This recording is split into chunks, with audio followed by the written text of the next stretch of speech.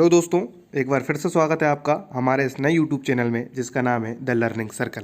जैसा कि हमने आपको पिछली वीडियो में बताया था कि हम मध्य प्रदेश के पूरे 52 जिलों की तैयारी इन वीडियो के माध्यम से करवाएंगे। उसी क्रम में आज मैं मध्य प्रदेश का दूसरा जिला आपके सामने लेके आया हूँ, जिस जिले का नाम है सतना जिला। जी हाँ दोस्तों, सतना जिला आज हम पढ़ेंगे। उससे पहले मैं आप लोगों से निवेदन करना चाहूँगा कि हमारे यूट्यूब चैनल को सब्सक्राइब कर लें और बेल आइकन को दबा दें। तो आइए दोस्तों शुरू करते हैं सतना। जी हाँ दोस्तों, सतना और उसके कोष्टक में मैंने लिख रखा है पवित्र नगरी। चूँकि सतना को पवित्र नगरी के नाम से जाना जाता है, इसके बारे में हम आगे जानकारी लेंगे। सतना का मैप में स्थिति देख लेते हैं। मध्य प्रदेश के मैप में सतना की स्थिति मैं आप लोगों को बता देता हूँ। जो पीला वाला स्थान है वो सतना है। सतना की मैंने एक और पिक ले रखी है स्टेशन की, वो पिक भी आप देख लें। जी हाँ दोस्तों, आगे बढ़ते हैं और शुरू करते हैं सतना जिला। तो मैंने जानकारी जैसा कि पहले ही फीड कर रखी है, उसी क्रम में मैं आगे बढ़ता हूँ सतना जिले को लेकर। सतना बघेलखंड क्षेत्र में रीवा संभाग के अंतर्गत आता है। इसकी सीमा उत्तर प्रदेश से लगती है। सतना को विंध्य प्रदेश का प्रवेश द्वार कहा जाता था। इसका नाम सतना नदी के नाम पर पड़ा। जी हाँ दोस्तों, जो जानकारी मैं दे रहा हूँ, सतना बघेलखंड क्षेत्र में आता है। जी हाँ दोस्तों, रीवा संभाग में मैंने बताया था हम रीवा संभाग पढ़ रहे हैं। रीवा संभाग में 4 जिले हैं, उसी क्रम में सतना रीवा संभाग का एक जिला है जो बघेलखंड क्षेत्र में आता है। और ये पहले विंध्य प्रदेश का प्रवेश द्वार कहा जाता था। और सतना का जो नाम पड़ा वो दोस्तों सतना नदी के नाम पर पड़ा। जी हाँ दोस्तों, किसके नाम पर पड़ा? सतना नदी के नाम पर पड़ा। यहाँ पर एक नदी बहती है सतना, उसी के नाम पर इस जिले का नाम सतना पड़ा। तो पहला जो मैंने पॉइंट लिख रखा है, सतना को पवित्र नगरी कहा जाता है। जी हाँ दोस्तों, सतना को पवित्र नगरी कहा जाता है। सतना को पवित्र नगरी क्यों कहा जाता है? क्योंकि सतना में भगवान राम ने क्या वनवास काटा था। जी हाँ दोस्तों, चित्रकूट जो क्षेत्र है सतना का, वहाँ पर भगवान राम ने वनवास काटा था। इसी कारण सतना को पवित्र नगरी कहा जाता है। आगे बढ़ते हैं दोस्तों, अनसुईया आश्रम। जी हाँ दोस्तों, सती अनसुईया आश्रम। सती अनसुईया आश्रम जो है वो भी सतना जिले में स्थित है। सती अनसुईया आश्रम किस जिले में स्थित है दोस्तों? तो ये भी सतना जिले में स्थित है। ये क्वेश्चन एग्जामों में पूछा गया है, आईएमपी क्वेश्चन है, इसलिए आप सबसे कहूँगा इस क्वेश्चन को ध्यान से पढ़ें। आगे बढ़ते हैं दोस्तों, चित्रकूट झरना मंदाकिनी नदी पर स्थित है। जी हाँ दोस्तों, चित्रकूट जो एक जगह है सतना में एक क्षेत्र है चित्रकूट क्षेत्र, यहाँ पे भगवान राम ने वनवास काटा था। उसी क्षेत्र में एक झरना है जिसका नाम है चित्रकूट झरना, जो किस नदी पर है? मंदाकिनी नदी पर है। और इसी क्रम में एक क्वेश्चन और आता है दोस्तों कि चित्रकूट किस नदी के तट पर है? तो चित्रकूट स्वयं भी मंदाकिनी नदी के तट पर स्थित है। और अगला पॉइंट जो मैंने लिख रखा है वो लिख रखा है विश्व प्रसिद्ध सरोद वादक अलाउद्दीन खां की कर्मस्थली मेहर थी। जी हाँ दोस्तों, अलाउद्दीन खां, इनका क्वेश्चन कई बार एग्जामों में आ चुका है। अलाउद्दीन खां क्या बजाते थे, ये क्वेश्चन भी आ जाता है, तो वो भी कवर करने की कोशिश की है कि सरोद वादक थे अलाउद्दीन खां और इनकी जो कर्मस्थली थी वो मेहर थी। और इसी कारण मेहर को संगीत राजधानी कहा जाता है। जी हाँ दोस्तों, क्या कहा जाता है मेहर को? मध्य प्रदेश की संगीत राजधानी। एक और क्वेश्चन दोस्तों इससे मिलता जुलता कई बार एग्जामों में आता है, संगीत नगरी। तो जो संगीत नगरी वाला क्वेश्चन होता है उसका आंसर होता है ग्वालियर। संगीत नगरी ग्वालियर को कहा जाता है, परंतु संगीत राजधानी मेहर को कहा जाता है। ये दोनों ही अलग अलग क्वेश्चन है और इनको काफी ध्यान से पढ़ने की आवश्यकता है। आगे बढ़ते हैं दोस्तों, इसी क्रम में अलाउद्दीन खां संगीत अकादमी। जी हाँ दोस्तों, मध्य प्रदेश शासन द्वारा अलाउद्दीन खां संगीत अकादमी की स्थापना 1979 में मेहर में की गई थी। कब की गई थी दोस्तों? 1979 में। कहाँ की गई थी? मेहर में। और मेहर सतना जिले की एक तहसील है। आगे बढ़ता हूँ दोस्तों, छठवां पॉइंट जो मैंने लिख रखा है, नानाजी देशमुख की मृत्यु सतना में हुई। जी हाँ दोस्तों, नानाजी देशमुख जिनके बारे में हम जानते हैं, जिनको अभी हाल ही में भारत रत्न से सम्मानित किया गया है मरणोपरांत, उनकी जो मृत्यु हुई थी, जो उनका कर्मस्थल था वो भी सतना जिले में था। और महात्मा गांधी ग्रामोदय विश्वविद्यालय चित्रकूट में 1991 में, जिसकी स्थापना नानाजी देशमुख जी द्वारा ही की गई थी।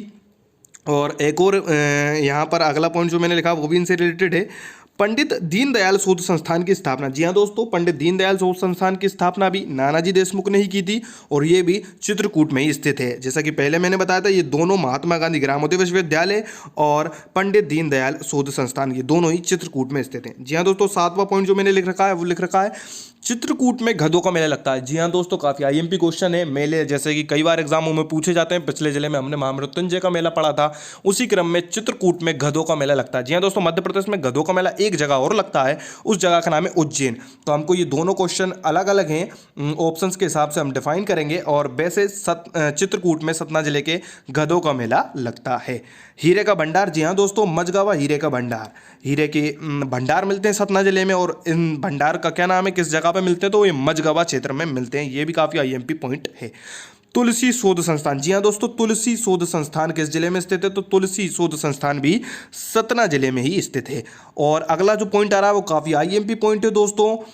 जो अगला पॉइंट लिख रखा है वो लिख रखा है भारत के 27वें मुख्य न्यायाधीश। जी हाँ दोस्तों, चीफ जस्टिस ऑफ इंडिया, 27वें चीफ जस्टिस ऑफ इंडिया मुख्य न्यायाधीश जगदीश चरण वर्मा जी का जो जन्म हुआ था वो सतना में ही हुआ था। जी हाँ दोस्तों, सतना में इनका जन्म हुआ था, जगदीश चरण वर्मा जी का।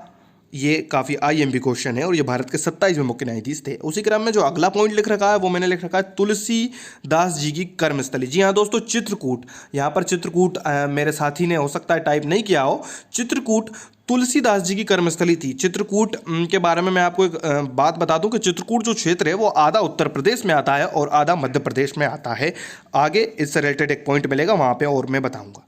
जी हाँ दोस्तों, भरूच स्तूप, काफ़ी आईएमपी क्वेश्चन है, काफ़ी बार एग्जामों में आ चुका है। भरूच स्तूप किस जिले में है, सीधा क्वेश्चन आता है। तो सबसे पहला इसका आंसर है भरूच स्तूप सतना जिले में है। और उसके बाद का एक और क्वेश्चन आता है कि भरूच स्तूप की खोज किसने की थी। जी हाँ दोस्तों, भरूच स्तूप की खोज किसने की थी, तो भरूच स्तूप की जो खोज थी वो कनिंघम ने की थी। किसने की थी दोस्तों, कनिंघम ने की थी। और इसकी खोज 1873 में की थी। कब की गई थी इसकी खोज दोस्तों, 1873 में की गई थी। और जो भरूच स्तूप है वो अशोककालीन स्तूप है। जी हाँ दोस्तों, काफ़ी आईएमपी लाइन लिखी हुई है। जो 12वां पॉइंट है वो काफ़ी आईएमपी है। इससे 4-5 क्वेश्चन हमको मिल रहे हैं, इनको आप ध्यान से पढ़ें और इनको ध्यान से याद करने की कोशिश करें।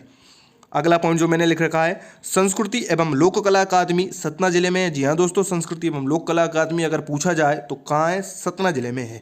जी हाँ दोस्तों, इसका जो अगला पॉइंट है वो भी काफ़ी आईएमपी है।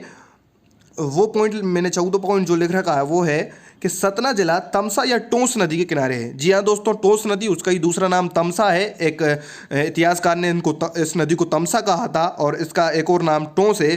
तो सतना अगर पूछा जाए किस नदी के किनारे है तो सतना टोंस या तमसा नदी के किनारे है।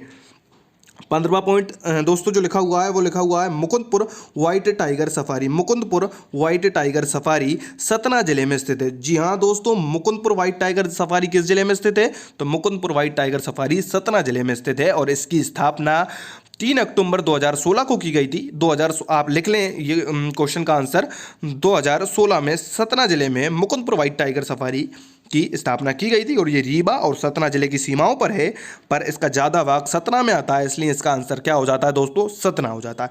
16वां पॉइंट जो मैंने लिख रखा है वो है जगत गुरु रामभद्राचार्य विकलांग विश्वविद्यालय की स्थापना 2002 में चित्रकूट उत्तर प्रदेश में की गई थी। जी हाँ दोस्तों, ये चित्रकूट से संबंधित है, इसलिए मैंने ये पॉइंट भी यहाँ पर ऐड कर रखा है। 2002 में जगत गुरु विकलांग भद्राचार्य विकलांग विश्वविद्यालय की स्थापना चित्रकूट में की गई थी। और ये चित्रकूट का मैंने जैसा कि आपको पहले ही बता दिया था, चित्रकूट आधा मध्य प्रदेश में आता है, आधा उत्तर प्रदेश में आता है। उसी क्रम में ये उत्तर प्रदेश में जगत गुरु रामभद्राचार्य विश्वविद्यालय की स्थापना की गई थी।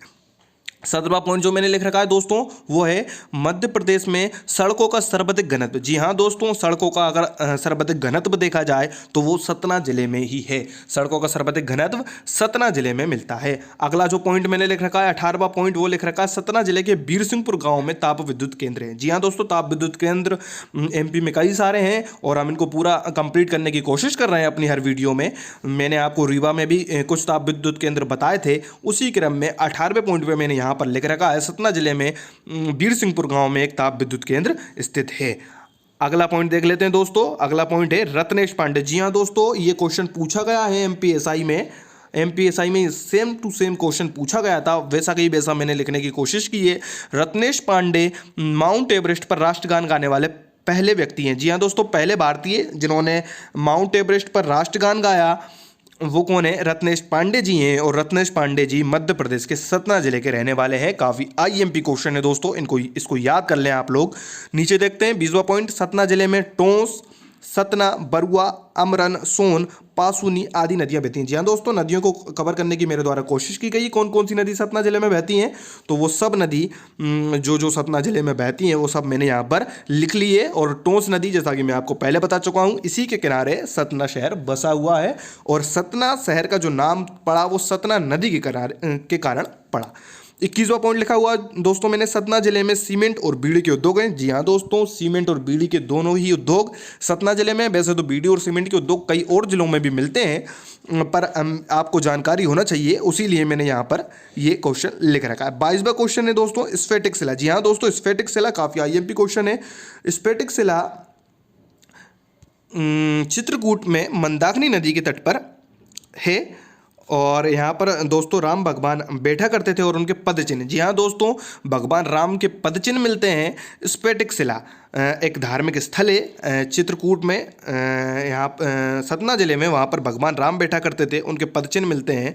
इसलिए ये क्वेश्चन आईएमपी हो जाता है, किसी भी एग्जाम में पूछा जा सकता है, आप इसको याद कर लें। 23वां पॉइंट जो लिख रखा है, मध्य प्रदेश की दूसरी खुली जेल। जी हाँ दोस्तों, मध्य प्रदेश की दूसरी खुली जेल किस जिले में है, सतना जिले में है। ये भी आपको याद करने की जरूरत है। जी हाँ दोस्तों, सतना जिले में बेंटेश्वर मंदिर, शारदा मंदिर, भरतकूप मंदिर, कोटि तीर्थ, सती अनुसुईया आश्रम आदि धार्मिक स्थल स्थित हैं। जी हाँ दोस्तों, धार्मिक स्थल कई एग्जामों में पूछे जाते हैं, मंदिर पूछ लिए जाते हैं सीधे सीधे नाम देकर। तो हमको ये जानकारी होना चाहिए कि कौन सा मंदिर या कौन सा धार्मिक स्थल किस जिले में है। आप इन क्वेश्चन को पढ़कर जाएं हल्का सा, अगर आपको पेपर में मिलता है तो मुझे यकीन है कि आपको ध्यान आ जाएगा।